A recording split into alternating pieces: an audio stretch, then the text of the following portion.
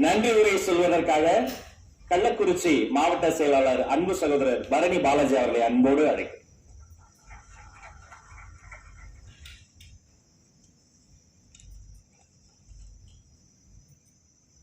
மதிப்பிற்குரிய மாநில நிர்வாகிகளே, மாவட்ட கழக பொறுப்பாளர்களே, உறுப்பினர் சேர்க்கை அணி ஒருங்கிணைப்பாளர்களே மற்றும் தமிழகத்தின் தலையெழுத்தை மாற்றப் போகும் தமிழகத்தின் நம்பிக்கை வெற்றி தலைவர் அவர்களே, உலக அதிசயம் 7 என்பார்கள்.